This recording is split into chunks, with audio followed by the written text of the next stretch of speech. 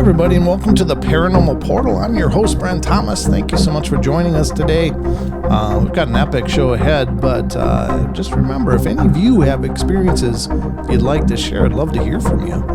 You can either email me at paranormalportalradio@gmail.com or head over to paranormalportal.net and scroll down and find the button that says Interview Me, and that'll allow you to look at a calendar of possible times and dates and find a date that works for you.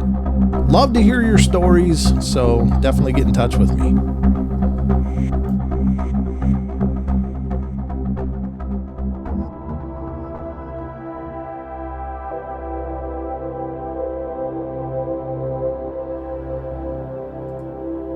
Hey everybody, and welcome to the Paranormal Portal podcast. I'm your host, Brent Thomas. Hope you guys are doing wonderful. Thank you so much for enjoying me. We're about to take another journey into the worlds of the strange and unusual, and special thank you to everyone out there that continues to recommend the Paranormal Portal to other people. You really have made a big difference in my world.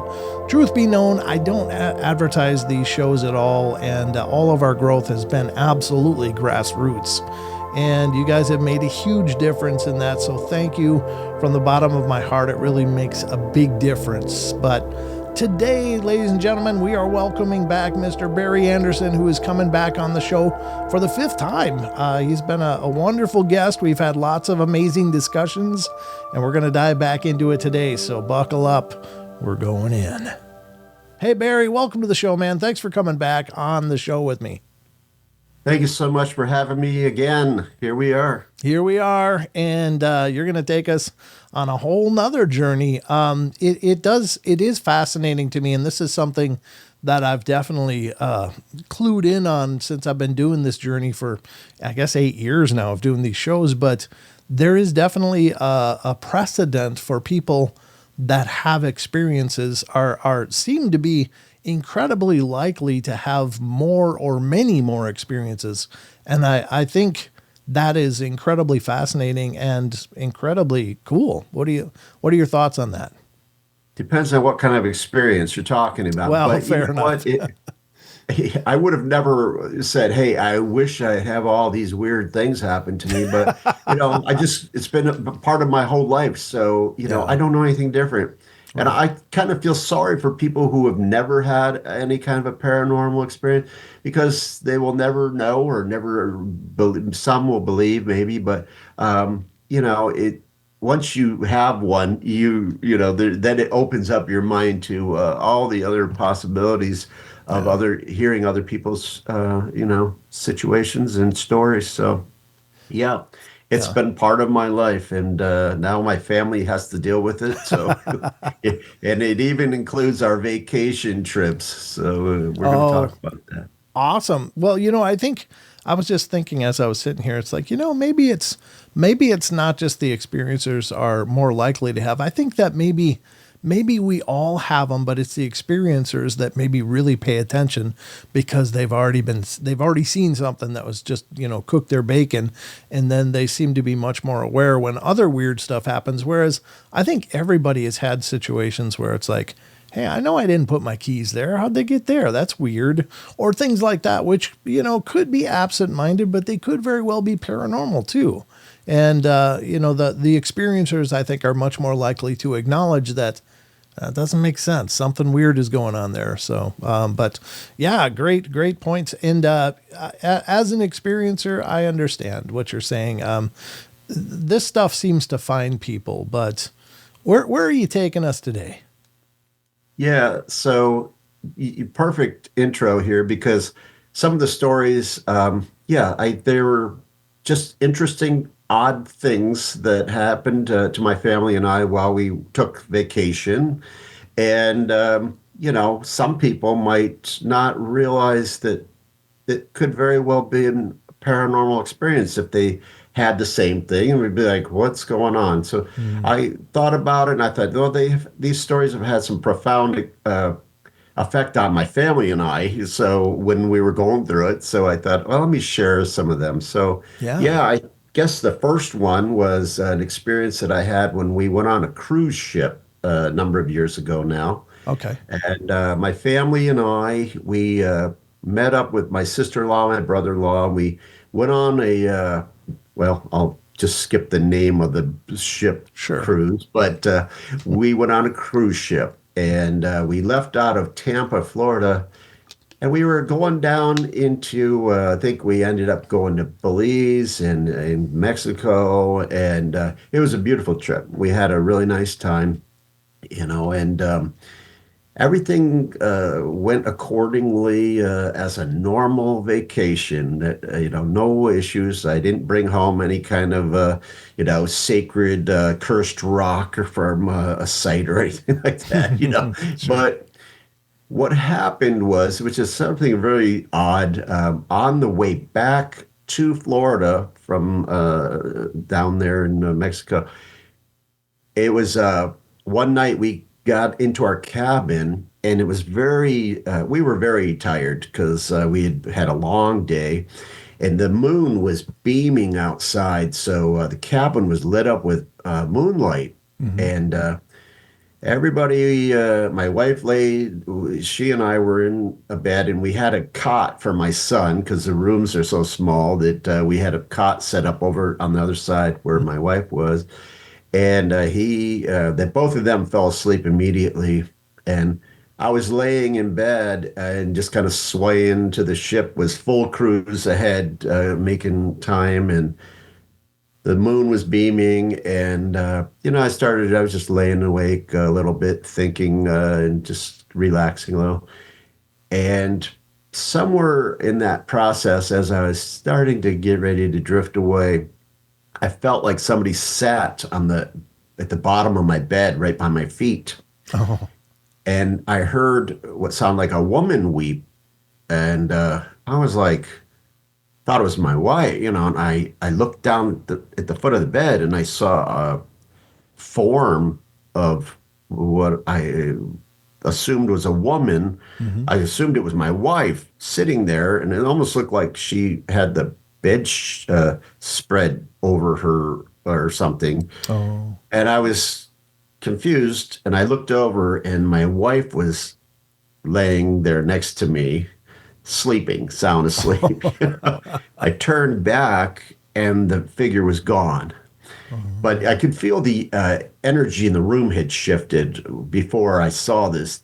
Something weird happen. I could just right. feel something strange happen, and then felt the pressure of something sitting down. And then I heard what sounded like a woman cry. I look and there's this form sitting there with its back turned against me, just the Mhm. whole, just sitting right where I felt that something was sitting. And of course, then once I turned back and it was got, all of a sudden my brain went into kind of a shock mode, Right. like, Yeah. like, oh my gosh, what just happened. And well, I didn't wake my family up, but was, of course, then I was wide awake, kind of like, what in the heck was that? Right. And my brain was just having a hard time just dealing with it. You're like, I just couldn't. I'm like, that happened. Yes, I saw it. I'm awake. I'm not dreaming. Wide awake here. Wow. Um, what the thing that was interesting about that is after the fact, I started thinking, wow, I bet a lot of people probably die on these ships. Right. And I started to try to look up statistics, and it said like, 200 people a year die on a cruise ship. So you think Wow. about that. If you got a cruise ship, now the ship that we were on, we did a tour as a family. It took us around to show us the ship, and they said that it was one of the oldest ships they had in their fleet, and they were going to retire this ship. Right, Oh, that we were like one of the last people that got a chance to be on this cruise ship before they were going to retire it sometime later in that year.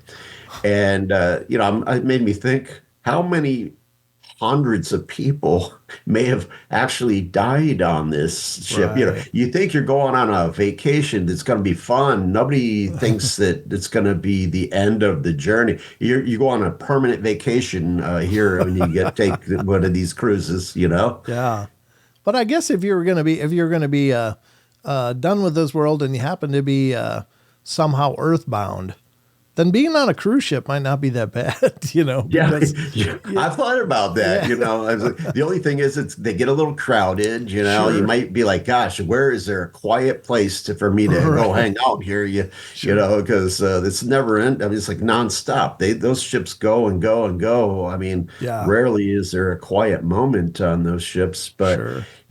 I saw that they actually have a code called Operation Rising Star. If somebody dies on a ship, it's a Operation Rising Star, Oh, and they yeah, could cost you a lot of money if somebody actually, because they'll drop your body. They have a morgue on the ship, and they'll drop your body off at the next stop somewhere, so you could end up, it's a terrible tragedy. I mean, I'm not to yeah, make fun of a sure. terrible tragedy for somebody who might lose a loved one on, but you end up booted off the ship, and they try to quietly, Oh, take the body out of the ship and get it to, into somebody to pick it up, and you end up responsible for having to figure out how you're going to deal with that in another country or something. So, but it does make you think. No, you don't think when you're out there listening to that kalimbo or steel drum music on the deck of that all the people that may have lost their lives on the ship. right. Yeah, that's crazy. I had no idea that they would just put you at the next port. It's like, well, there, they got to unload that cargo.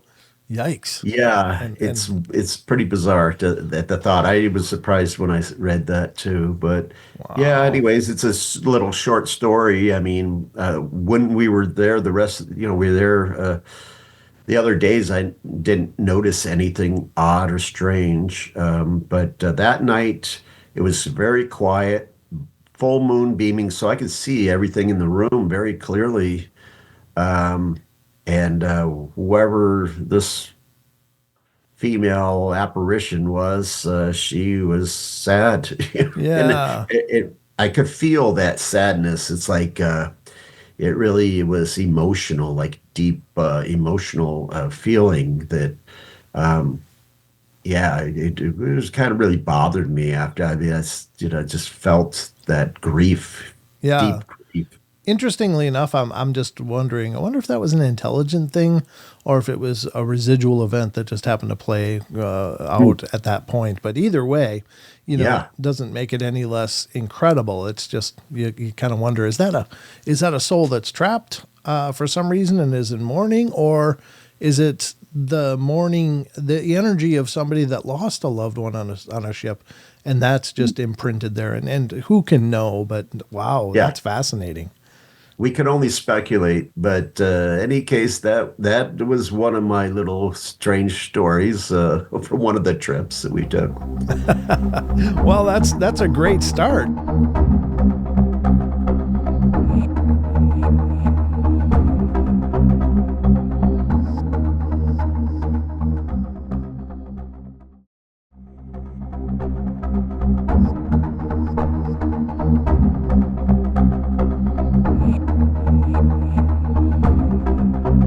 So, where are we going next, brother? Yeah, so another time, again, this is just a quirky thing that happened. We took a staycation because every time when you're family, you got kids, you have to work around their school schedule. Uh, But then there's the other complication of working around my work schedule, which has always clashed with my kids' school schedule. It seemed sure. like Yeah. it was always a hassle trying to get a vacation. But this time around, I think it was probably spring break. We took a staycation, and I live in the, vacation capital of the United States here in Central Florida area. Sure. So I like to get out of Florida if I can, but everybody else is coming here. But we decided to go to the beach for several days, Mhm. and we booked a hotel over on the coast, and we booked this at a hotel. It was a 1950s old hotel, I guess, on the beach. And it was retro. So we were like, Sure. yeah, this is cool. It's family place. We're not fancy people. I didn't Right. need I don't want to be paying $400 a night for some fancy place. I can't afford that either. But Right. we thought this is fun. My son was still young and had a bar and grill out there in a swimming pool and everything we needed. And so we were excited. Like, I was looking forward to getting out and getting around the beach and having a good time. But when we got to the hotel, um, as soon as we got there and we entered our room, um, I could tell that something was off. And my wife didn't seem too happy, and I thought, oh, she's just looking around being picky or something, which maybe she had expectations that were Sure. different because it was nothing fancy about the room. But my big thing is it's got to be clean, so Yeah. I go around, make sure the place looks clean, oh yeah, it's acceptable. Right. But we started to, you know we got changed and everything and went out and started try to enjoy ourselves, and which was fine. Hmm. But later that evening, when we got back to our room, almost immediately after we got in the room, this feeling, if you will, this oppressive feeling was in this room. And it has started to affect all of us, but it affected my wife the most. And it's hard to explain it. You're like, and I was, kind of like, what is it does feel like something's going on here, but Right. I mean, I didn't see any ghosts. I didn't see any paranormal. There was no poltergeist activity going on, but just this deep, um, this weird feeling that Right. was in the energy in the room, and it ended up to where my wife, just who's a very strong woman, she's a very level-headed person. She is a rock. I mean, oftentimes when I might break, she's the rock. Oh. So for me to see her breaking down in tears and crying Oh. for no apparent reason was very odd. And I'm Yeah. like, wow, we're supposed to be on our happy little staycation here, and this is strange. And she couldn't really explain why she was, well, what was happening to Right. her. Right. But she just said, there's just something about this room. I can't explain it. And we kind of, it's odd, but I think we started to feel like a woman, something happened in this room that somebody,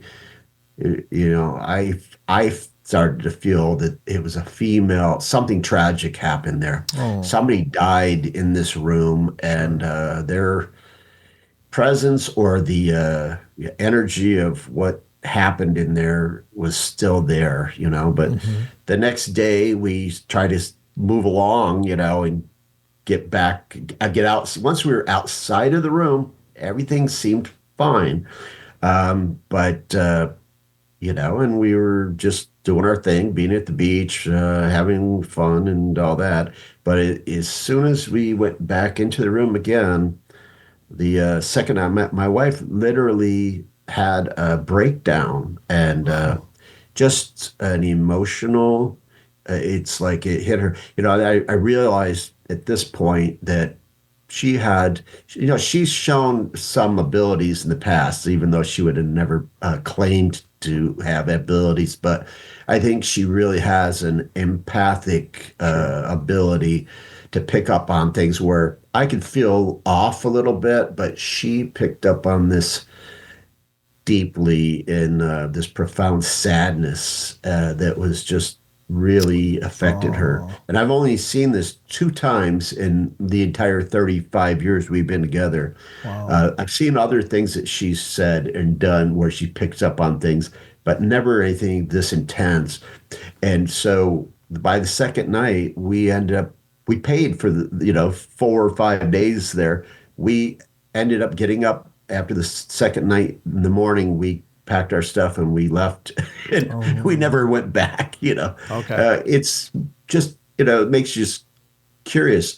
We didn't say anything to the desk off. I pulled up and she went in and gave them the key and whatever and left. We didn't say anything to them. We didn't go, hey, what the hell's the deal with this room? Yeah. It was just, but it always made me wonder who died in there, Right. what, and it felt Yeah. like, for me, it just felt like it was a female presence or Yeah.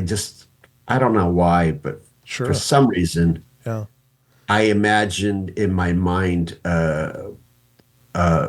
young woman dying from an overdose, and I don't know that that's factual. I never tried to look into it, Yeah. and why I even thought that I don't know, but that was just an impression that I got. But it affected her in such a way that we ended up leaving our little beach vacation staycation several days before it was supposed to end, and by the time we got home, we were fine, but it was Sure. kind of bummed out, like, oh, Yeah. That that's that didn't stunk, go well. Yeah. Now, do you think, and this is speculative, of course, but do you think it was the hotel itself, or do you think it was just that room, and maybe transferring to a different room could have helped? Or, I mean, Yeah. was the mood just Well, wrecked at that point? So you're like, let's just go home. yeah, yeah. Well, here's the thing. The place is hopping when we were there. There were Oh, families there. sure, People were all, everybody's kids running around, people sitting at the bar having drinks, and sure. the pool was busy. Everything seemed perfectly good for everybody. It Hmm. was booked. So I mean, it was Sure. because of spring break. So Oh, yeah. we couldn't even try to change rooms if we wanted to, I don't believe. Yeah, I got you. But yeah, I think it was just that something happened in that room at one point in time. And, there could be other people that could go in there and just, maybe it wouldn't hit them at all, or maybe Right, that would hit them less, but they would, start feeling sad, or they could get depressed during their vacation. I don't know, right. because a lot of people might listen to this and go, oh, it sounds like, some kind of a personal or mental thing, or something like that. But Sure. again, walk out of the place a little bit and you're fine. And then you go in there, and once you're in there for a little bit, it becomes overwhelming. And Yes. like I say, I've known my wife for 35 years. I've never seen her Yeah. like that before, Wow. Sure. although I've seen it happen after that again, but it's a very rare thing. And I think she has the ability to pick up on energies that perhaps other people just wouldn't. I don't know for sure, but that's what I think's happened in that case. Yeah, I think that's pretty profound, and that's a phenomena that, and I don't mean to trivialize it by just saying, well, that's a phenomena, but there are plenty of people that have experienced that, and I myself, you just walk into some place and it feels heavy, it feels off, it feels wrong, and there's no rationalizing that. It's just like, what's going on here? I don't like it here. I don't feel like I want to be here, and it can be sadness, it can be like anger, or just I don't know, twisted array of emotions. And I always go by the rule, trust your gut. If you don't feel right in a place, don't be in that place, because something about it is not good for you. And it might be an emotional thing like you're talking about, or it could be so much more, or it could be some sort of premonition. I mean, who knows? But you got to trust your gut. If something doesn't feel right, it's not right. Exactly. Yeah. That's the thing. You could go to a place where there's an angry, and you wonder Right. how many times people get into a argument or a Yes. fight because they're in a place that had this energy already there, or Right. in this particular case, this sad sorrowness Mm. or tragedy Yeah. seemed to have imprinted itself into this particular room. And Yeah. again, it's speculation, but Sure. we left there. We'll never go back there again. So, Yeah. Yeah. that's all you can say. 'Cause we were really disappointed that after Oh, waiting for weeks to take our little break, that ended up, kind of getting ruined. But it is what it is. yeah. Like you say, if it ain't right, you got to get out of there. And so Yeah. that's what we did. Well, I think you made the right choice for what it's worth. That Yeah, is that's a yeah, yeah. heavy situation, but I believe Well, you. Yep. So things like that, you start paying attention a little more. Yeah. Um, so yeah, and speaking of things like that, here's another interesting story that happened to us. Oh, Uh, okay. Now, through the years, we've stayed in many cabins. I like to get around nature and be out and where I can get my kid to get a fishing pole out and stuff, Mhm. and kind of have simple family vacations where I get out of the rat race. So my whole thing was, we're going unplugged, we're going unplugged. Okay. And a few years back, I think it was around 2019, I was working full time and doing side jobs on top of that. So I had been working like a crazy man for months, Mhm. it seemed like a couple of months easily. And the gentleman that hired me for this side project, I found out he was from up in the Carolinas, North Carolina, and he told me, I go, oh, I love it up there in the mountains. It's a beautiful place. He goes, oh, I have a cabin. And he offered my family and I to stay in a cabin for free Oh, for nice. a week, and Yeah. this was incredible. And I was like, oh my gosh, this is great. Thank Yeah. you so much. So we were, and once I finished my projects, I had to put in time to get off for work and everything. And it had to go along with my son's school break. So we took a week off to go up into the mountains in North Carolina, up into the Appalachian Mountains to, you know, drive on up from Florida up there and stay at this cabin, Right. which amazing opportunity. We were so excited. And when we got up towards that way, we're like, wow, this place is it's a little out there, a little further than we could kind of thought. Well, you don't know what. But again, I kept saying, hey, going unplugged. Uh, when we actually got there, to my surprise, we really were unplugged, and I didn't realize. I was glad though, but my family, as soon as it was quite a trek to get into this place. I'm like four-wheeling it practically to get to where this place was, driving through fields and through some woods, and you Mm. end up there. And so it was fairly isolated, but not completely. There were some other cabins in within eyesight, but it was still pretty quiet area. Sure. And so, I was like, wow, we're pretty far away from everything, and we're going to end up needing provisions and stuff.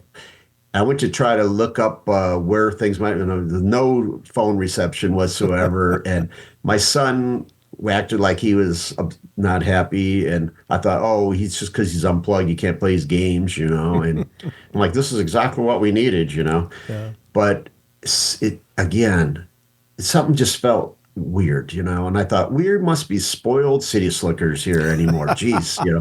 I get the free cabin out here, and everybody seems kind of bleak about it Yeah. wasn't like this joyful thing. And the place had everything. It wasn't like a real rustic. I mean, it had a bathroom, the shower. It was decent. It wasn't a luxury place either, Sure. but it was everything we needed to be comfortable. It had a kitchen where we could cook and so forth. So, it seemed nice. Had a fire pit, and there was a creek in the front. And, again, seemed perfectly fine, but it had just an odd feeling about it. And Mm. as the night went on, we were going to roast some marshmallows on a fire. We were sitting out there, and it just felt really uncomfortable. And we ended up cutting our little outdoor adventure short and went inside the cabin as it got dark.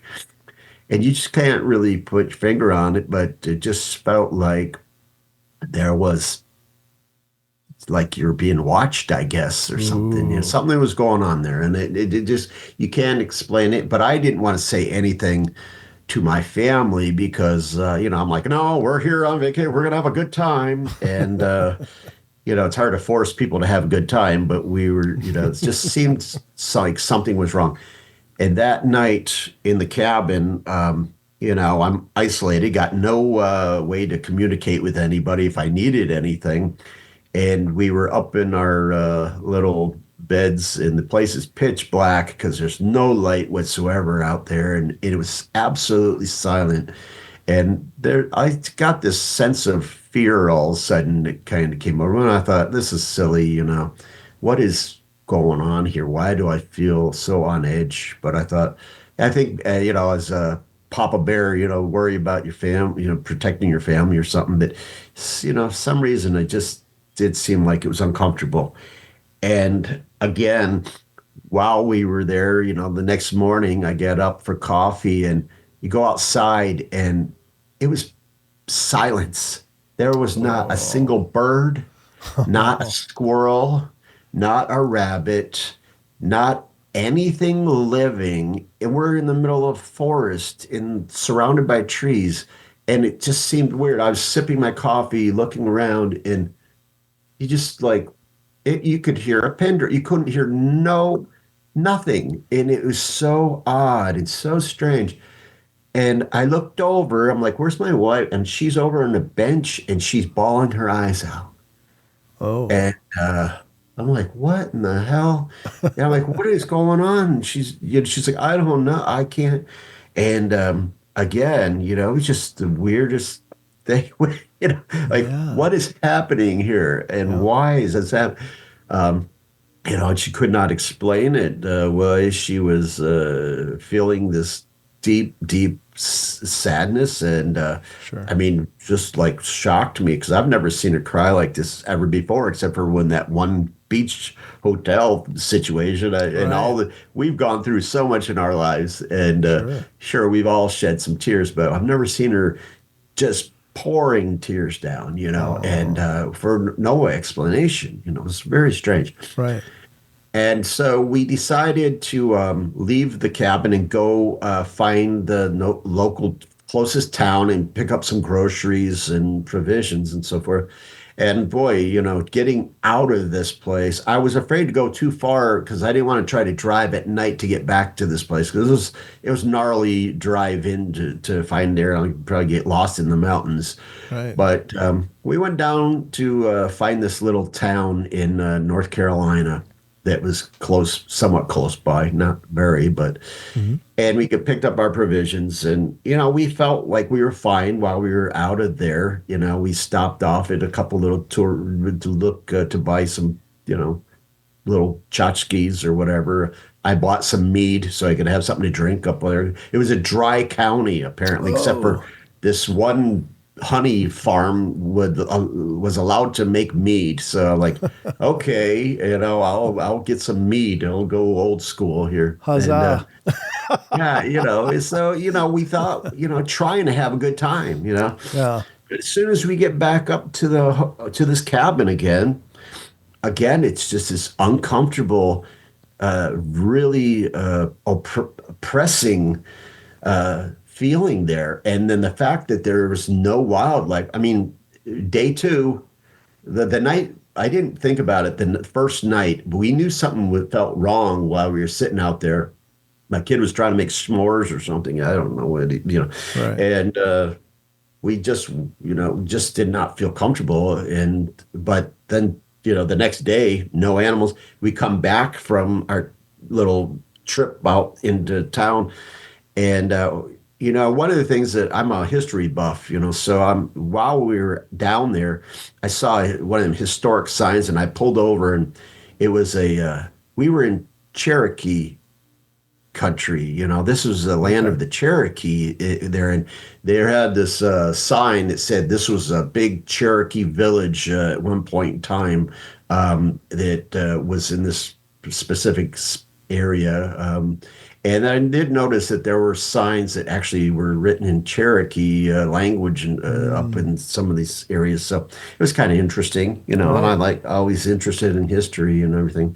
Yeah. But we get back to the place, and again, not a single bird, not a squirrel, nothing, not a single animal of any kind that I could see or hear anywhere.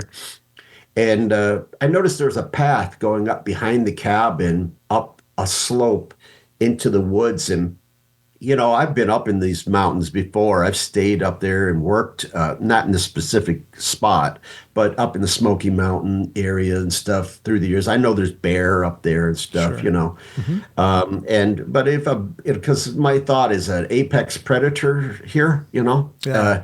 Yep. but if a bear was coming through, maybe it would silence some things for briefly, but Right. then they would resume, right? I mean, wouldn't you think so? Yes. And Yes. so I've seen plenty of bear in our trips and staying in cabins in the past, but this was definitely something way different. And I started to go up this path in the back just to explore a little bit. And something stopped me in my tracks. My brain stopped me. It's like, no, I don't think I'm going to go any further than this. And I Really. turned around and I felt, yeah, almost like the hair standing on the back of my neck kind of a thing. And it's weird because in recent times I was talking to my family about this odd trip, and my son says, I said, "What do you remember?" He goes, "I remember one time I just was looking out the kitchen window at that pathway in the back of the cabin. In my mind, I saw like something coming lunging out, in his mind's eye, something really scary coming out of that path. And I was like, well, that's a weird thing. He goes, I don't know. That's just what came to my mind when I was standing there. He's just a, kid at the Sure. time. And I thought, well, that's interesting. Okay. Yeah. But I don't know, maybe it's a kid with his imagination, but whatever it is, I didn't feel comfortable to explore around. Normally, I would be all over exploring around the cabin and stuff. And we never really ventured out too far from it. Right. And again, while we were there, day two, my wife and just ends up just so depressed and crying, and we could not figure out what in the world was going on there. Right. And Huh. here we are, free cabin for a week, and we ended up cutting by day three. We got up, we packed our stuff. We actually felt like we were like rushing to get out of there. And funny thing is, before we left, we had the key. We were supposed to put it back in a lockbox, and we dropped the key down and slipped down in between these little steps or something. And now we're sitting there trying to fish this key out of.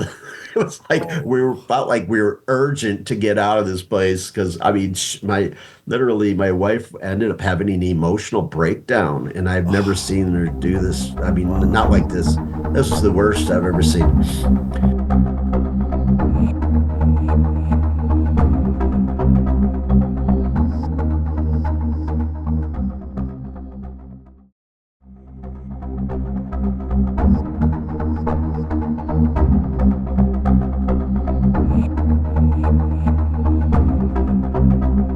And, on the way out, I saw another historic marker, which just made me wonder. Yeah. It was about the Trail of Tears. And Oh. 1838, the Cherokee, all their lands were taken, and they were rounded up by the government and forced off of their own land. And when I read that, I mean, seeing these, just my wife's tears just pouring, I thought, something either I've come to, either there's some kind of elemental being or the property's been cursed, Sure. or there's a Sasquatch. But Right. the emotional thing is what got me. And I thought, Yeah. there could have been some kind of a tragedy that took place on this land long ago. Right. And she picked up on it big time. We all picked up on something, but my wife really picked up on it. And the deep sadness makes me think that it's more than an apex predator thing. You know what I mean? Yes, I do. And I know that silence you're talking about. I experienced it one time in maybe the last 8 years, and it was up in the mountains here, and incredible that even the crickets didn't make noise. Yeah, exactly. And I explained it to a friend of mine. His name is Kerry Arnold. He's passed away now, God rest his soul. But he said, yeah, it's like nature is holding its breath. And I was like, God, that's a great way to say it. You know, it's just like everything, even bugs don't make noise. And that is the most, you can hear your heartbeat. It is so deafeningly quiet. It is. And that's what made me feel such fear when I was like, it just the dead quietness. Yeah. I mean, absolute silence. Yep. It's crazy. It blows your mind because you're not used to that.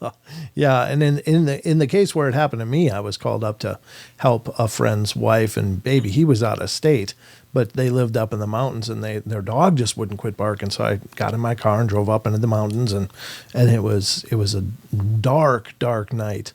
But I got there and got the dog quieted down, and then I realized it was dead silent.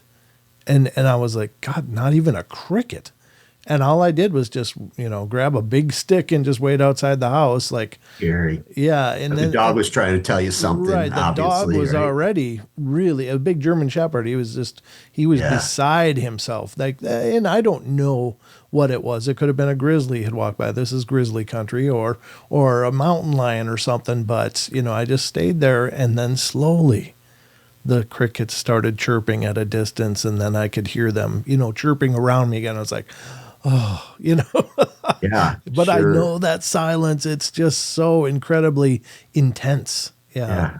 So by day 3, still going on like that, we just, I mean, I never said anything to the owner that, I wanted to so bad, but I just, you don't look a gift horse in the mouth kind of a thing. I was like, oh, I don't seem ungrateful, but what we ended up doing is we packed our stuff up and we went and drove down over by Touristville in Gatlinburg and paid money to stay in a hotel for a couple more days just to try to have some vacation. But the rest of it felt like like we were in a nightmare, Right. It was so weird.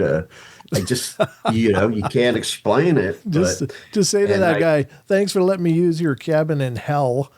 I thought about, believe me, these things, it bothers me because, I'll never know the answers, I suppose. But, there definitely was history in that area, no doubt. And it's a sad history. And, seeing my wife tragic. just these tears just pouring out of her and this sorrow and this deep depression. Yeah. I mean, I can't help but think that something with the land, something has happened there that's left an indelible mark on this property of some kind. Wow, that's fascinating. Where are we going next, brother? Alrighty. Well, because weird cabins aren't enough. I got to do this again. So this one, I mean, I feel a little embarrassed to tell this story because it's just like, really? Okay.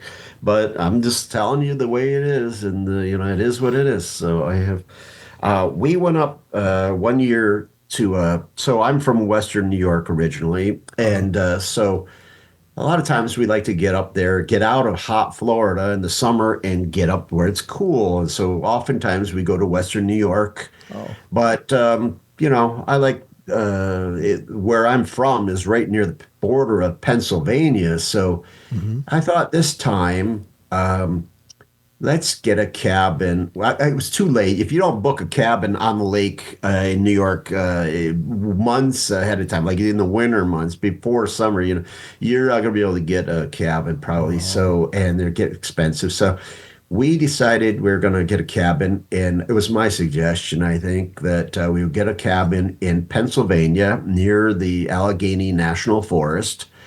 And it was close enough to family where we could go see them, but also far enough away so where I can get away from, no offense, family, I love you. But, I would get pulled in all directions. I'm trying to please my immediate family and then please everybody in the extended family. They'll have me being pulled in all directions. So I wanted to have some quiet time. I wanted to be around nature, take my son fishing, see some wildlife. And so we got this cabin. And it was, I kept getting lost trying to find this cabin every time we left there. I was like, oh my God, it's windy Right. roads. And there were so much animal life out there that, it was amazing to us. We saw wild turkeys, deer, which scared the heck out of me driving around there, every time I turned around, there was deer.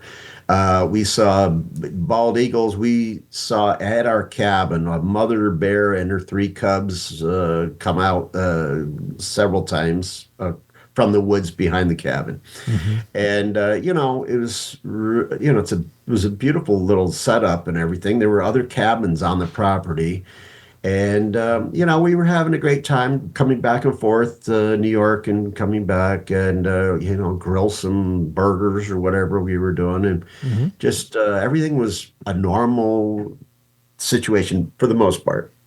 But the area that we were at was close to what's called the Kinzua Dam, and that was Seneca Indian land for a long time. Mm.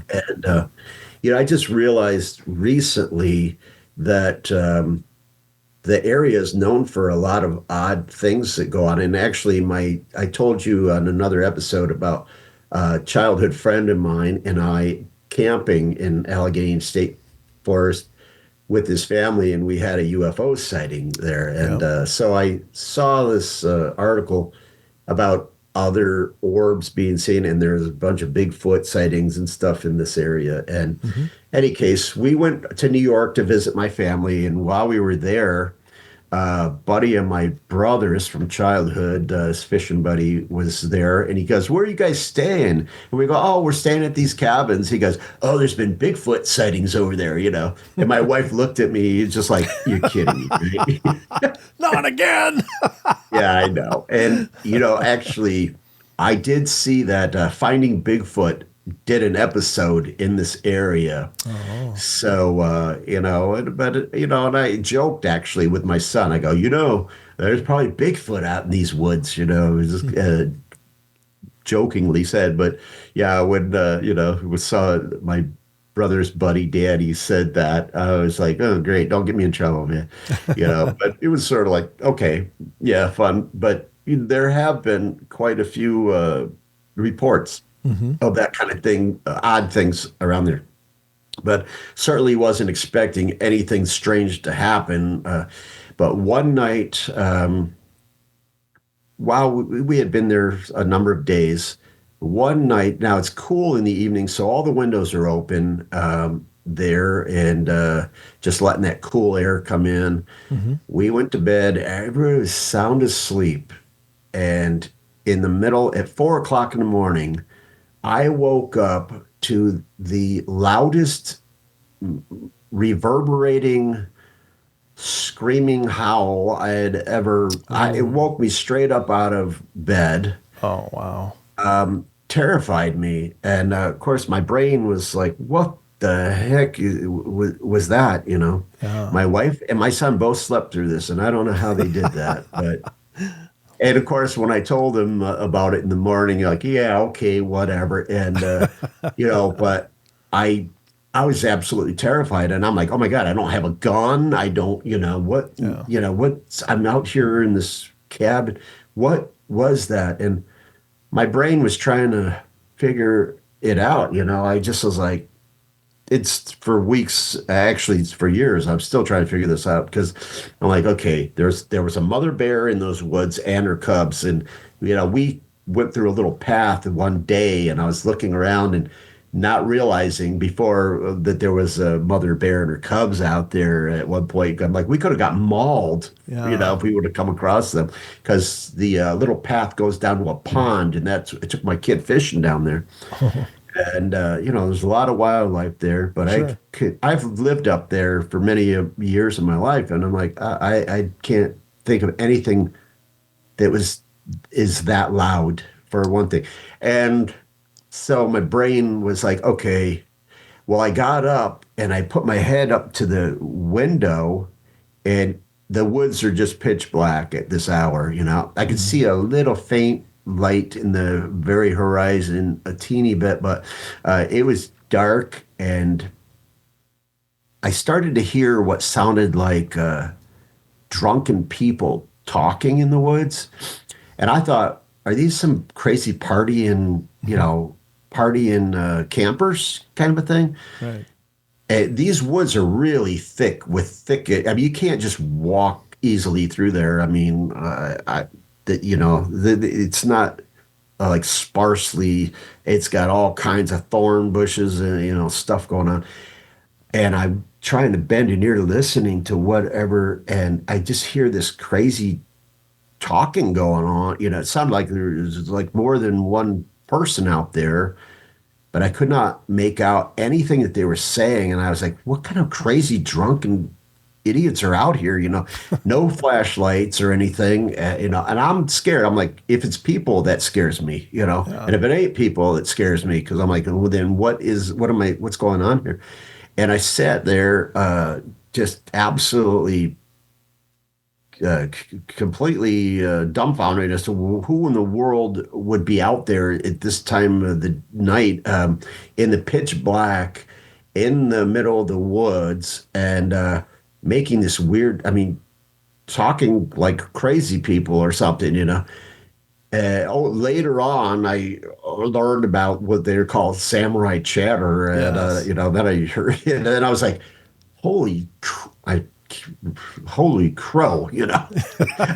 What I think that's what I was hearing, and it sounds. Oh, I feel embarrassed. I'm like, what are the odds of this happening? I mean, seriously, come on. No, sure. I mean, but I can't come up with an explanation. I'm not saying it was Bigfoot, but it wasn't normal, Right. Well, And it went on for a while, and then it seemed to stop. I mean, I could hear some tree branches is crunching and stuff, and then it all got quiet. And I stayed awake the rest of the night and watched the sun come up.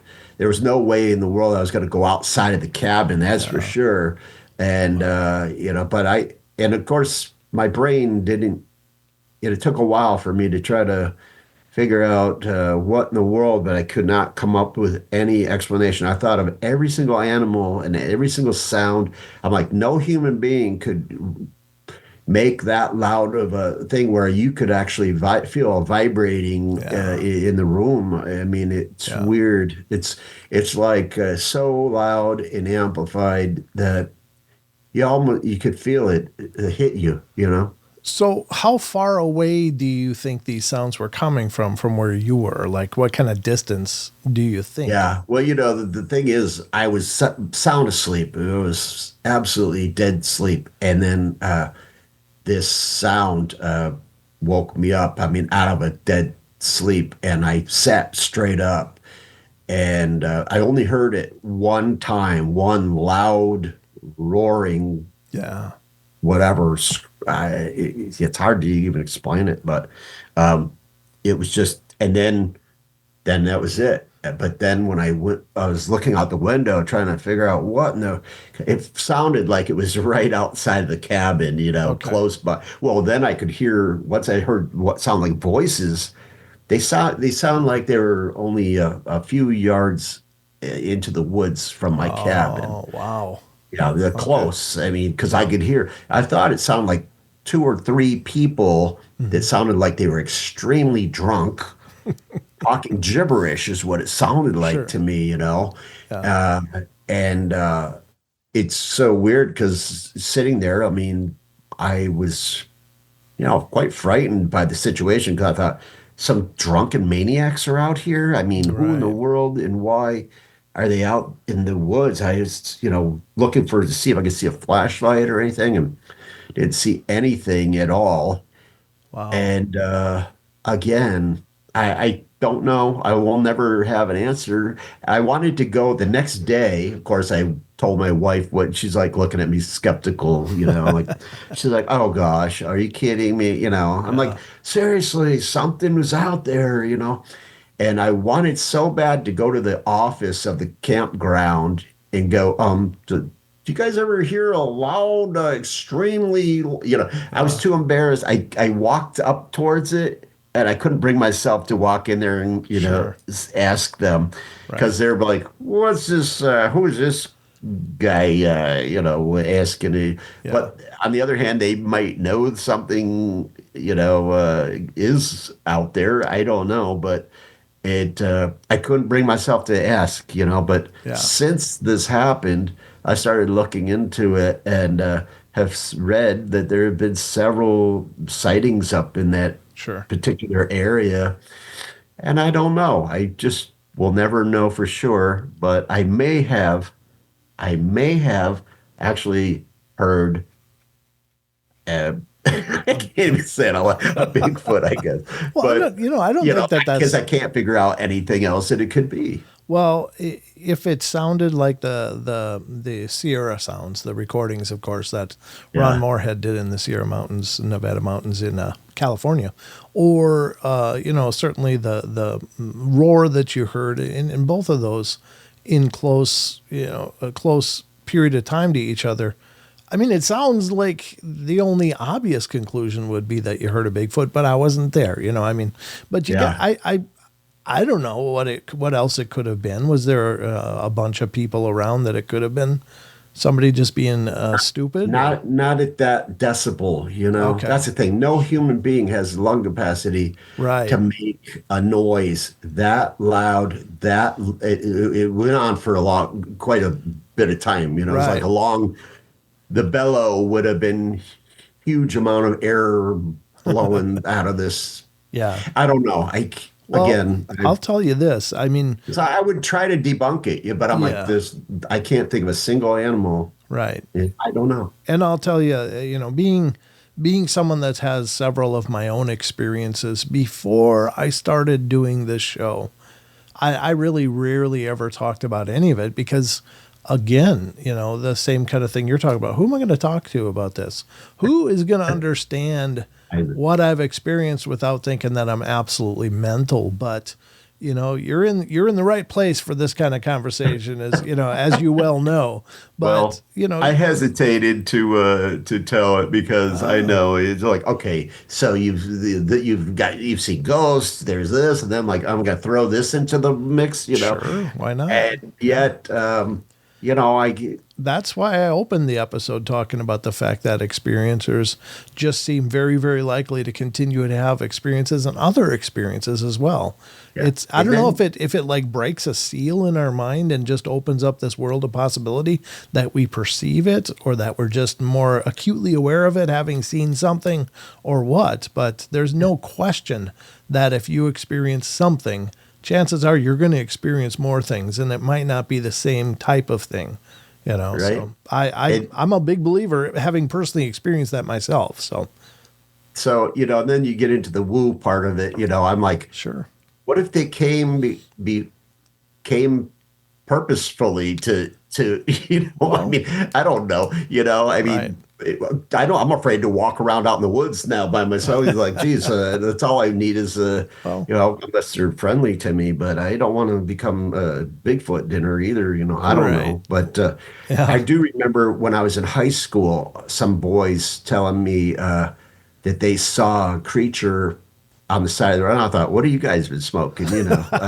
And they, Yeah. I didn't know what to think, but I heard about some Bigfoot stories when Sure. I was growing up in that region. Yep. And everybody, back then, was those hippies smoking that funny, wacky Yeah. tobacco The stuff, devil's lettuce. But these kids were, they're driving around out in an old car, probably a muscle car out there in the country roads like we used to do back in those days. Yeah. And what caught their attention, they saw a white horizontal line on the side of the road about 6 feet up. And as they looked, they realized that it was the underbelly of a deer, and there was a large 8 foot tall black creature in they just saw it briefly in the headlights Yeah. standing on the side of the road with this deer in its arms. And Oh, these guys were, we were a scrappy crowd up there when we were growing up there, so yeah. they were genuinely scared. They Yeah. told me this, and I remember just thinking that is a bizarre story. But then since then I've heard many stories about Bigfoot's being seen with deer, that would be a food source. And I thought about, since then, I thought that area, that cabin, there was so much food source to sustain creature like that Right. just in the amount of time we were there. We saw turkeys. I mean, just all kinds of animal, like rabbits. I mean, it was filled with Yeah. animal life. Unlike the other cabin in North Carolina, where there was not a single animal, this place was thriving with animal life. So, Right. anyways, that is that story in it. I'll be left scratching my head for the rest of my life, but I do believe that it wasn't a normal animal situation, and that's the only thing I can say.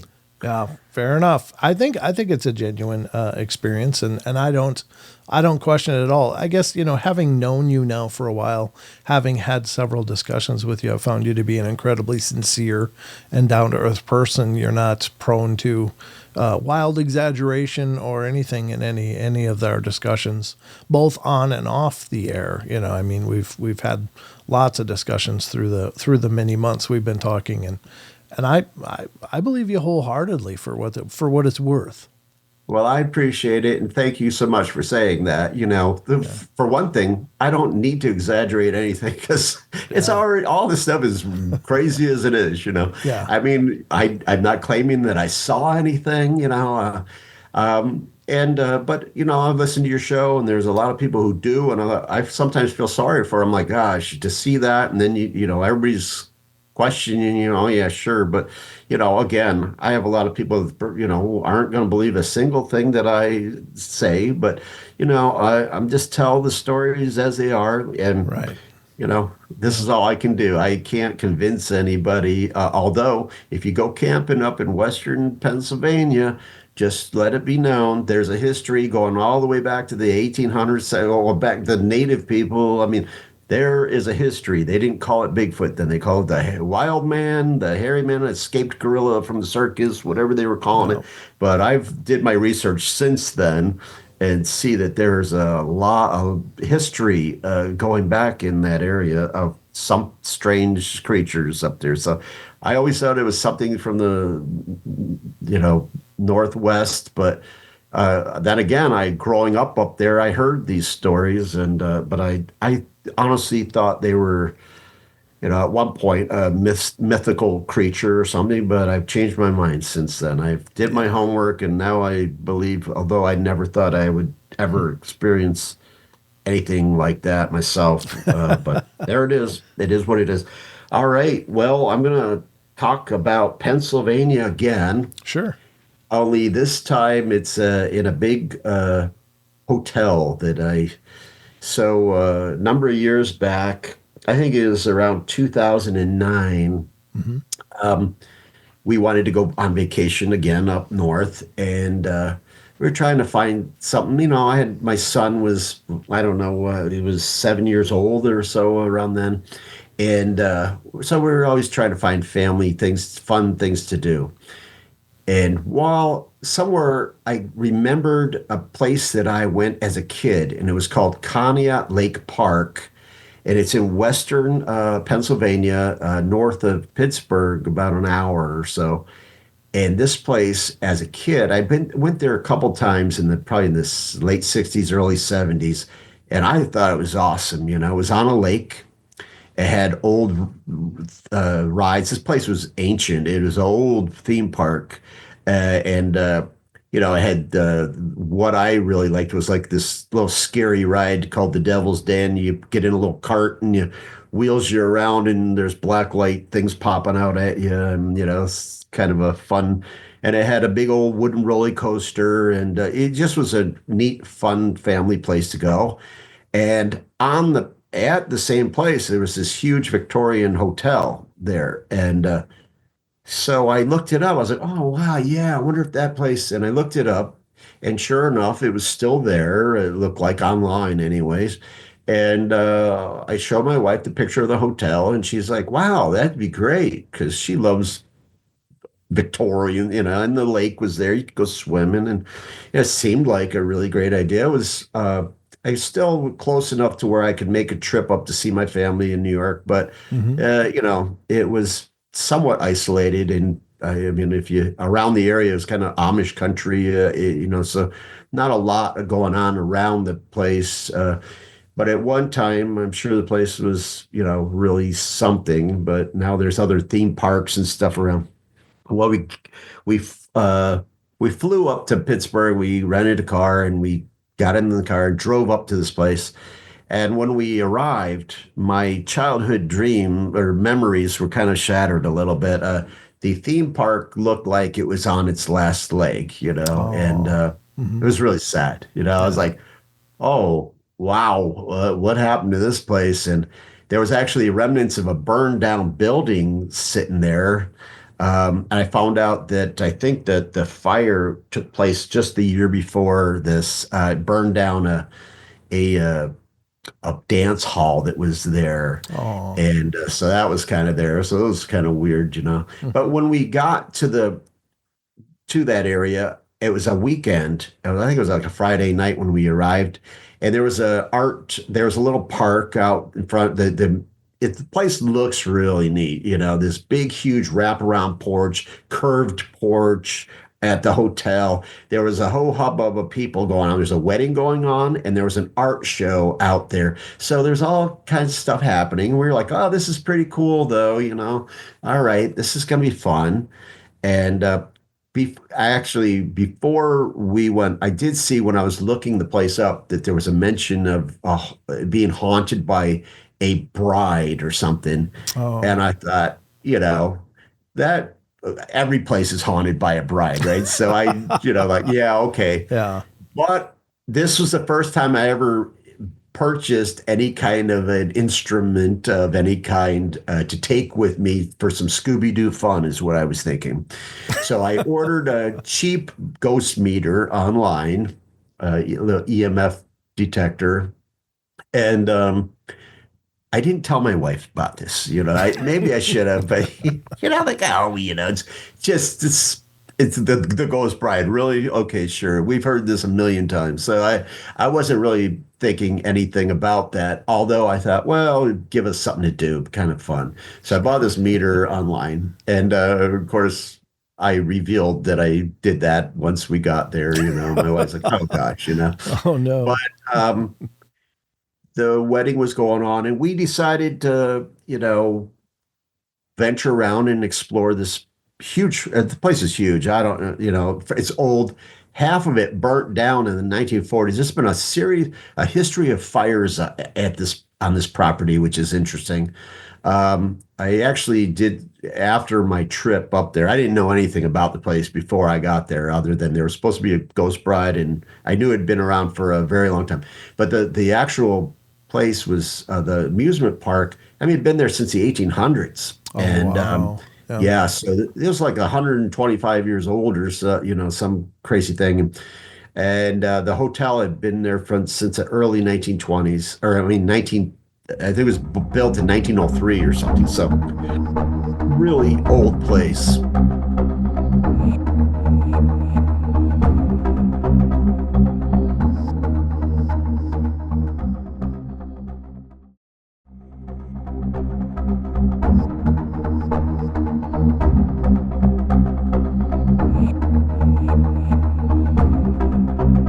It was at one time, I'm sure it was quite the entertaining place for people back in that era to come and stay and so forth. And there was another big Victorian hotel, I think, at one time on that lake, but since a lot of those places never didn't last.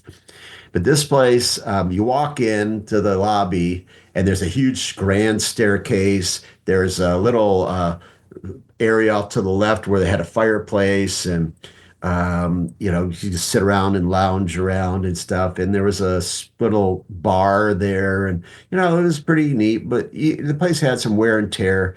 And after things calmed down a little bit, we could see that place really needed a lot of upkeep. And I found out later that the place had exchanged hands again, and somebody purchased it. And but it was after the weekend, we did walk around, and actually, I think my son and I might have been the second night we were there. I said, "Hey, buddy, you want to go out and do some Scooby-Doo exploring around?" And just yesterday, I found a little it was a voice recorder, and I played on to see what was on it, and it was my son and I's voice. Is my son's voice as he's a little boy, and oh God, it got me teared up to listen to. But I thought, oh, I'm a bad dad. What did I do to brought my kid into this? Because he's going around, and we get up to the top of the staircase. He goes, "Dad, I feel goosebumps all over my whole body." And I go, "Yeah, I do too." And the meter was going crazy as soon Ooh. as we got up to the stairs, at the top of the stairs. And I hear my son going, "We don't mean you any harm, but we Oh. just want to know that you are here," kind of a thing. Oh. And, I thought, wow, this is crazy, but we're talking to, I mean, I was like, wow, this is unexpected. So he says, "Are you Elizabeth?" It was what the name of the bride was supposed to be. And it didn't seem, but he goes, "Are you somebody else?" And then it seemed like, and he goes, "Dad, it's not, it's somebody other than, and after a little bit of an exchange, he's like, "I'm still covered in goosebumps." Yeah, me too. He's like, "We can feel your presence," and so we were like, "Well, okay, thank you so much for letting us know you're here. We're going to keep walking." And we started walking down the long hallway on the second floor. And somewhere along, he's like, "Dad, I still feel that presence with us. I still have goosebumps." And I'm like, "Yeah, I do too, buddy," kind of thing. And we were wandering around, and we were surprised at how active, but it felt like this thing was following us. Mm. And we actually get back down to our room, and my son says, "Okay, well, it was nice to meet you, but we really want you to not come in here with us, and we would like you to go." And I went, "Yes, you need to go now. We're coming in." My wife had stayed behind and stayed in the room when we were there, and I thought, well, that was kind of interesting. And she's like, "Well, how did?" And we're like, "Wow, there's something going on here," but it was just odd and Yeah. interesting. And He's a but I thought, natural. wow, I felt like we really hit on something. Well, one right after the weekend, the place cleared out, and we were the only guests staying in this three-story, huge Victorian hotel. We were the only guests. I didn't Wow. expect that at all, and Sure. it got turned into this. My fun trip started to feel a little more like the you know the Jack Nicholson movie there, The The Shining. Shining, a little bit. I was like, what is happening? Now we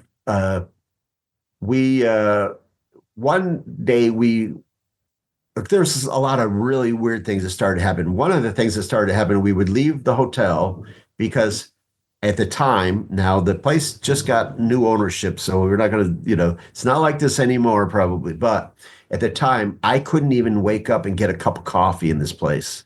It's like, what the heck? Oh. I, I, Oops.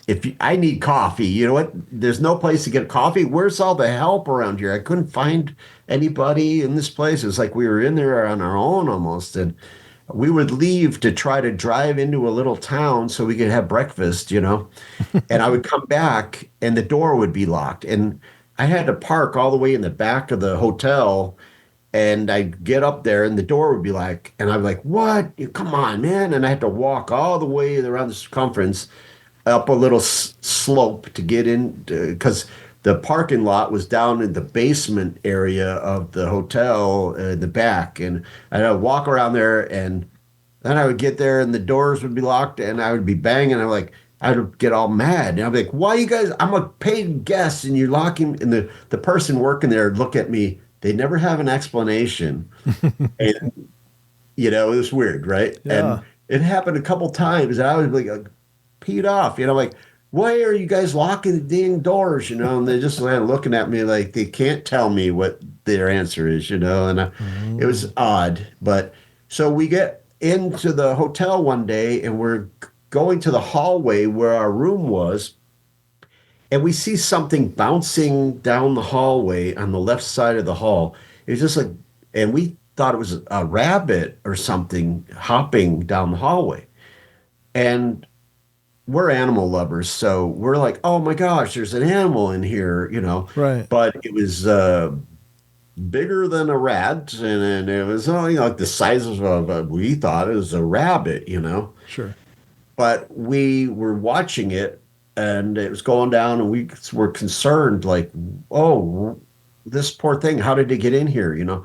Well, we started to follow it, and then it cut across and it went into a room, and we ran into the room immediately, and the room was empty. It was looked like it was going to be used. It was being renovated or something. There was a few tools in there or something, and we looked around and was gone. And then all of a sudden realized, I'm like, that thing didn't have a tail, and it didn't have ears.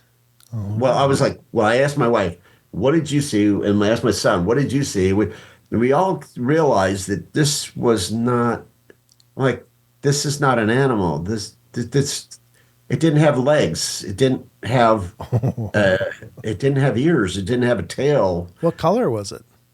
Well, that was the weird thing. It was funny because I said just the other day, I was interviewing my family just to see what it, and I go, I think it was like a grayish, fuzzy ball, right? And my wife's like, I think it was more brownish. Okay. It was not white. It didn't look like a glowing orb. It looked Sure.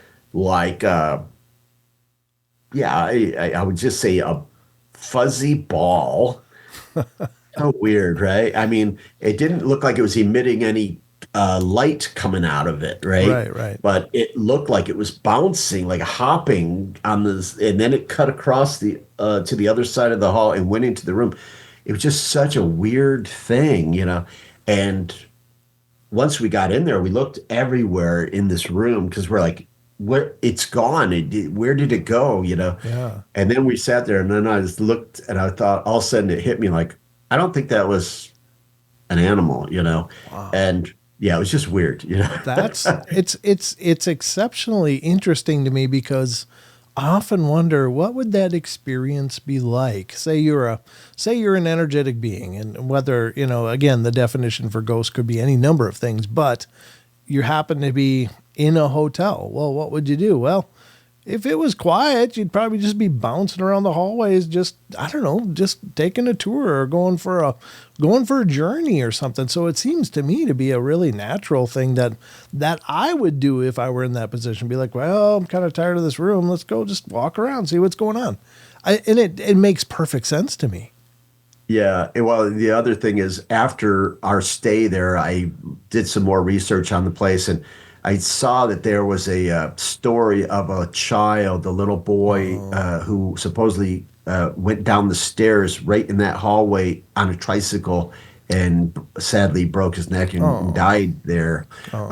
Now, I tried to look up some of the actual history, and I could not find anything about a bride. Yeah. I could not find any of these claims that the hotel. So they've created some legends there, Right. I think. But that doesn't mean that a tragedy didn't happen in there either.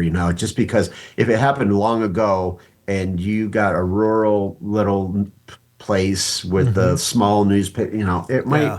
I don't know. Although, but the story of the bride was that when the fire occurred, which was in the 1940s, early 40s, like 1943 or 42, that this newlywed couple was staying there, and this fire broke out, and the new husband and the bride got separated, and he ran out of the building, and she died in the fire. That's their claim to the story. Yeah. But I tried to look up any historic newspaper article or anything and could not find anything on that. So I think that is purely a legend that was created. Now, that doesn't mean there isn't a female ghost in there or something, but.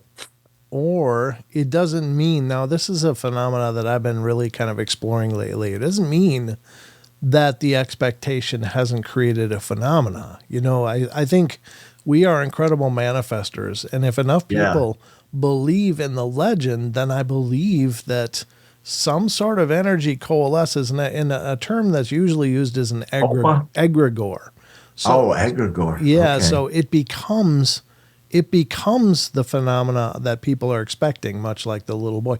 There's so many hotels that have the Yeah. bride ghost and the little kid ghost. Those are just such common themes in haunted hotels.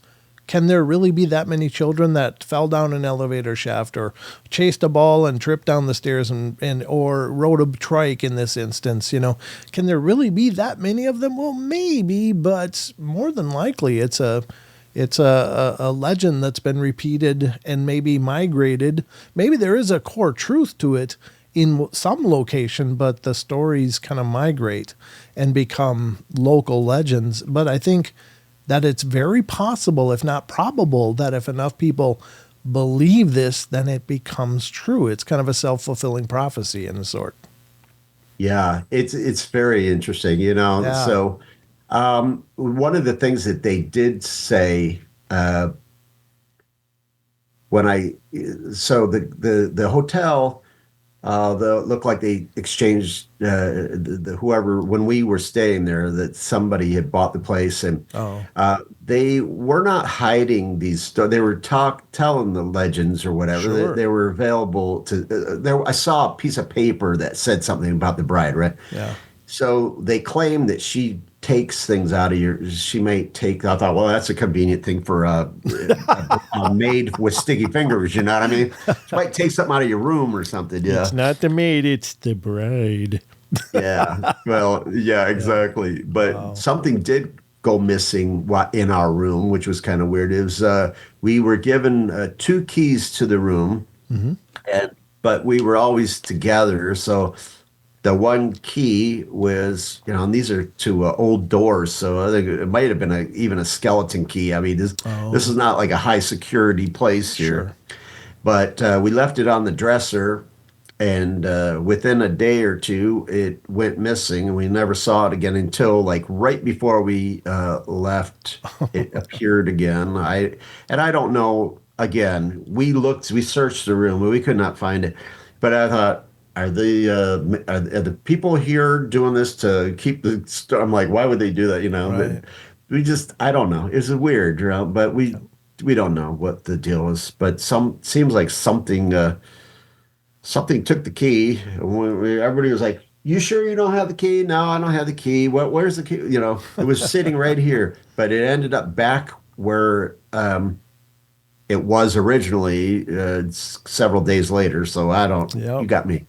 A ports and D ports. D ports is when things disappear. A ports is when they appear. And so it sounds like you got one of those things going on. Yeah. So one day while we had the whole place to ourselves, my wife and my son and I decided to just wander around and explore some more. And I think we ended up going up on the third floor, which I hear is the most haunted floor in the building. I don't know. I mean, Huh? seemed like the whole place was kind of. I was picking. I get a goose. The hair stands up on the back of my neck, and I get covered in goosebumps when any presence is around. So I don't even need a meter to tell me Sure. something's around.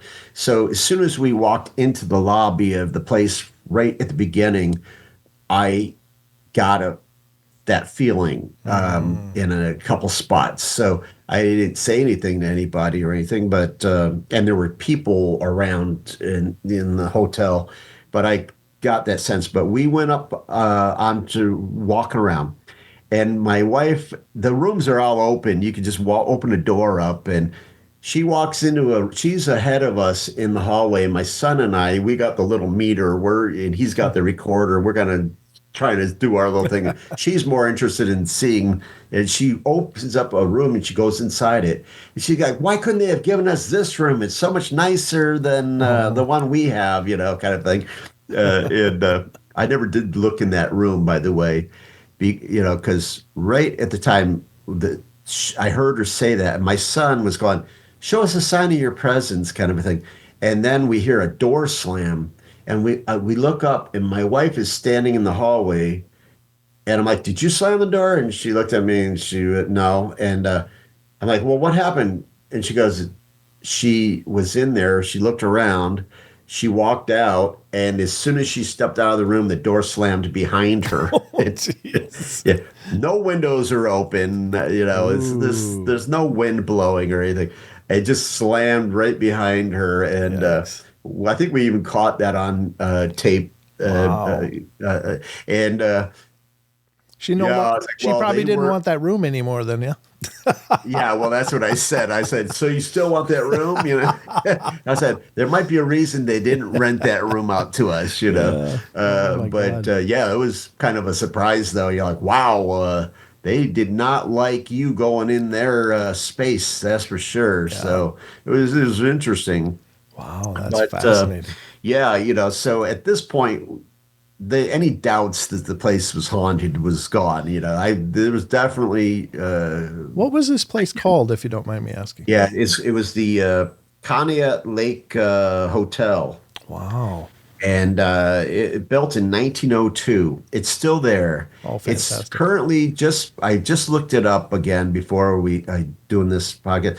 It's been sold this year to a new owners, and they're renovating the place, which it needed some renovations. And I don't know if they're gonna, now that it has a legend for being haunted, they're probably gonna try to tamper that down a little bit. Sorry, but Well, I'm just saying, when I was there, this was going on. I'm not saying it's going to happen when you go there, but any case, definitely was some strange things going on. Well, some of this seemed lighthearted to this point, but this is where the things turned for a little bit of the worse for us. One night, we're in this big place by ourselves. It's weird, and we couldn't even find any staff around it. There were points where we're like, where is everybody? It was so odd and it was quiet in there. It was like nothing going on. Everything shut down after the weekend was over. The bar wasn't open. You couldn't even find any food. I mean, it was, wow. we had to go into town to get food. It was weird. And of course, then I was thinking, God, we shouldn't have booked this for the whole week, if I knew this, but Right. it was isolated, and what were we going to do? So, but one night we went to bed, and I woke up in the middle of the night, and I was laying there. My wife and I had a bed on the one side, and my son had a little bed off to the other side. And the room's small. These are not luxury rooms. These were built in 1902, these Right. rooms. So they're smaller rooms. They're not compared to what we're used to in these big fancy hotels nowadays. It's a very minimal room. And there's no ice. There's not even air conditioning in the hotel. This is a Oh, old school place. sure. Well, I wake up and I have this very weird feeling that something's not right. It felt cold in the room for one thing, and Mm. why is it cold in this room? And I just felt an energy, right? And I open my eyes up and I look over, and my son his arm is up in the air and it's pointing. It's 3 o'clock in the morning, Yeah. and I just see my little son's arm pointing it towards the bottom of the bed up in the air. And I said, Miles, what are you doing? And he goes, Ghost. And my adrenaline, Papa Bear mode came in, and I'm like, get out of here, get away from him. Yeah. And I it terrified me. Like, Yeah. oh my gosh, what did I do? I let my kid come around, and he's attracting something into our room or something. And that night I picked him up and I put him in bed with my wife, and I sat up the rest of the night, vigilant, Yeah. to protect my family. I Wow. was like, exhausted the next day. How, But how old was he at this time? he was 7 years old. 7. Yeah, that's pretty young. Yep. Yeah, and but he was like a pro Yeah. paranormal investigator. I, Like, we don't mean to cause you any harm. We're, yeah. I mean, I'm listening to. He's a highly intelligent kid, Sure. and so I'm listening to him talking. He sounds more intelligent than a lot of the TV shows that I Yeah. watch on the He's, subject of paranormal investigating. he sounds like a So natural. Yeah. He sounds like he yeah, really has it dialed in. Good for him. yeah, no, it's incredible. But I at that point, I thought, oh, I've made a mistake here bringing my Mm, family here, but sure. I really didn't expect all this. I thought, Right. oh, Ghost Bride, sure, right. Yeah. But that happened. And then, that really frightened me. And then I felt really uncomfortable. And so then to make things even stranger, right after that happened, I think probably like the next night, I had a very lucid dream, and in the dream, it felt so real. This is the thing that gets me, and it was just so crazy. We're all in bed sleeping, but in the dream, I dream that we're in the rental car. My son and I are in the rental car in the parking lot in the back of the hotel. And it was exactly as it would be in the spot that we parked the car. The view from the car to the hotel is right exactly as it is. It's not nothing weird or fanciful in this at all. It's almost like a photographic image of everything that is real is in this dream. And I'm looking in the rear view mirror in the driver's seat at my son in the back seat, and we're just goofing around like dad and son would. Wait, it's like we were waiting for my wife who was in the hotel or something. It was Oh, strange. And as I'm looking in the rear view mirror and we're goofing around, I see this look. My son's expression changes, and I see the look of terror on his face. And I look to see what he's looking at, and I turn my head to the left because I'm in the driver's seat, and right up against the driver's door glass is a man's face pressed up against the glass. It's terrifying, scary, intimidating man with a big full beard, very specific. I woke up in the middle of the night. I mean, just in a cold sweat, and it felt like uh, it was a real threat. There is a rumor in this hotel that there was this mad butcher that attacked somebody with a knife in the kitchen, and ooh, and I don't know, but there was this presence. It was more than just a dream. It yeah. really feels like it showed itself to me in a very threatening way, which scared the heck out of me. Now, you being artistic, have you tried to draw what you saw? I should. Okay. I should. Yeah. It's just, it was just blew my mind in the dream that this Right. face was within inches of me, with Ugh, pressed up against the glass, and of course, as soon as that happened, I woke up and like I yeah. say, absolute heart pounding Yeah. nightmare. Yeah. And of course, I was frightened for my family again, that there was something that wasn't a nice presence Yeah. there, and Wow. so that I was ready to get the heck out of this place after that. Luckily, our trip was just about over by then.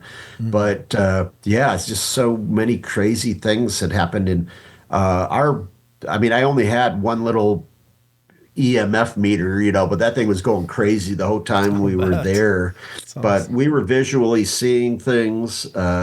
It started to truly affect us, but it was fun at first until we end up alone in this place, and yeah. it started to get Like, scary. And then I yeah, was frightened for my family, and sure. I was like, I would go back there maybe with a group of people, but I wouldn't want to stay there for a week with my family. That's crazy. And actually, since we were there, there's been a couple other big fires that have taken place on this.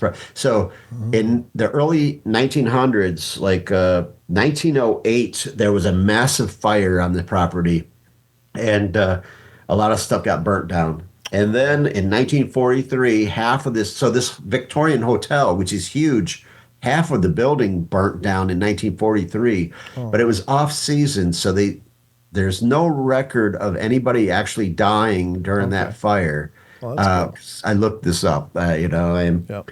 then in 2013, Wait, actually, in 2008, there was a fire, which was the dance hall just before we came up there that had burnt to the ground. That had been there for 100 years, something. Oh, And then in 2013, there was a beach because it was on a lake, and there was a little beach place to get burgers and hot dogs and stuff. The only problem was it was only open on the weekend at this point in time because the theme park back when the place was joint was jumping in the 70s, that place would have been slammed and the yeah. beach would have been packed, Yeah. but there was hardly anybody around there. Creepy place. And that place burnt to the ground. Wow. And then after that, in 2020, some guy that was end up being arrested for trying to burn the place to the ground while people were in the hotel. He went into the kitchen down in the basement where supposedly people knives have been thrown at people, and the mad chef or whatever they call Right. him killed somebody. This guy went in there and he piled a bunch of stuff over on top of the gas stoves, and he lit the place. He started to light the place on fire, and the police caught him. So Oh, it's good. got a really weird history of strange fires. Yeah, it does. That's So incredible. I don't know, but it's now been sold, and they tore the theme park is completely closed down now. It closed down. It was sad. It was around for 130 years, Hmm. but they closed the theme park just like a year or two ago now, and they tore Oh. down this old vintage wooden roller coaster, which I remember going on with my dad when I was a kid, and yeah, it Hmm. scared the crap out of both of us. I think we survived it. We went Sure. on the blue streak, I think is what they were calling it back then. I mean, it was sad to see what happened to the place, but Right. it's an interesting place. If anybody wants a paranormal experience, that would recommend that would be a good place to go It sounds like it. for sure. Yeah, it sounds like it's also not one of the normal ones that you always hear about, like Waverly Hills and the Right. Sally House and all of these others that have been on the map for a while. It's neat to hear about other places that may have a lot of activity that haven't been over exploited or over commercialized. So I think that's really cool. But man, One thing I will say is since we were there, actually the year that we were there, and I saw that the show Paranormal State came there in December, or actually it aired in December, but it looked like when I watched the episode, it looked like they were there around October filming. So they showed up there a few months after we were there, the show Paranormal State. And oh, then in what's the other Ghost Nation um, did a show sometime in a few years back.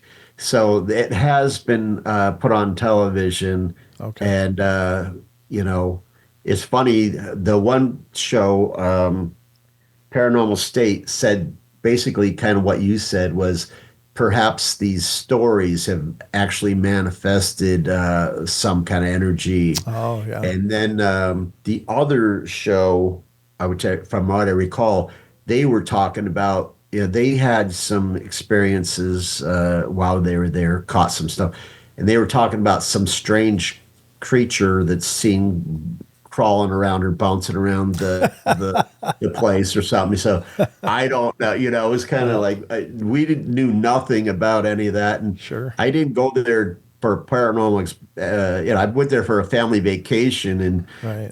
just thought I'd have a little fun by buying a little thing so my kid and I could go around and just explore around. I Yeah. didn't know I was gonna end up terrified and frightened for my family. I didn't Wow. expect that, but Yeah. in any case, that was an interesting vacation, nonetheless. I said to my wife, anybody could go and stay at Best Western, but not us. No, no, you've got your own angle on this whole vacation thing.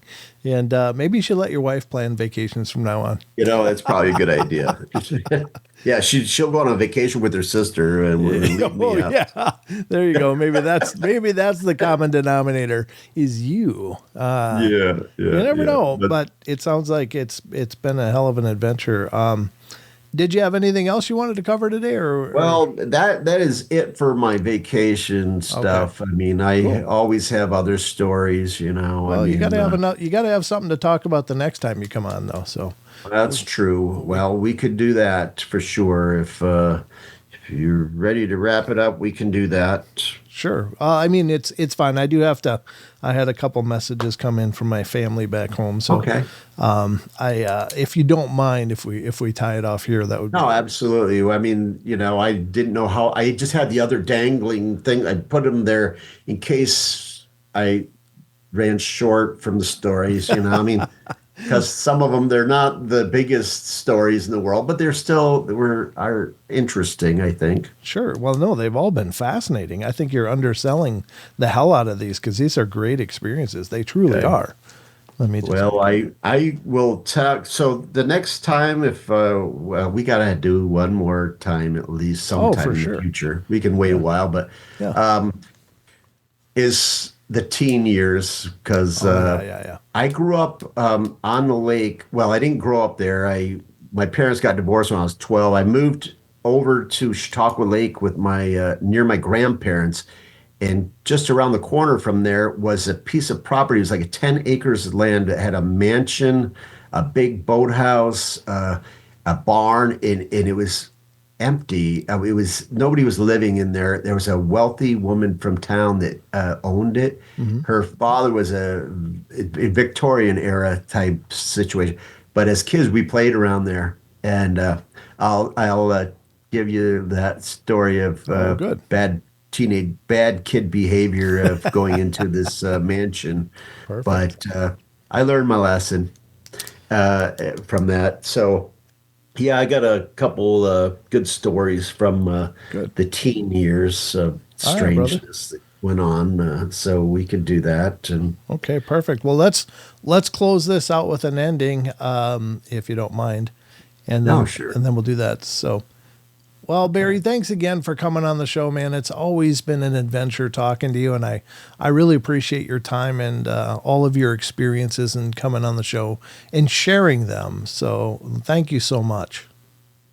thank you so much, Brent. You know, I really enjoy it, and I'm going to plan out another vacation sometime here, or see what happens. I can't wait. I can't wait to hear about it. But If I book another bad vacation, my wife's going to kill me. So let's hope not.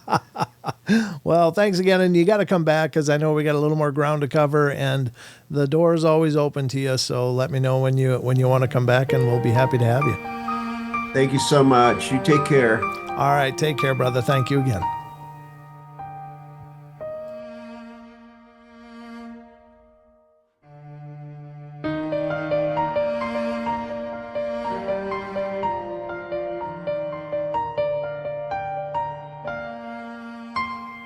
All right, everybody, that's going to wrap it up for us today. So hope you guys enjoyed the show, and thank you again so much for all your love and support. And remember, if you want to follow the Paranormal Portal, probably the easiest way is to head over to paranormalportal.net.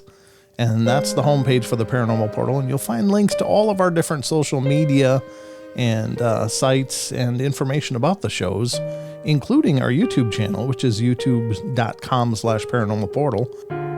Or just look for Paranormal Portal on Google or whatever search engine, and you'll find links to our social media such as Facebook, Instagram, TikTok, and Twitter. So we're kind of all over the place, and we're spreading as well as we can. But anyway, thank you so much for the love and support.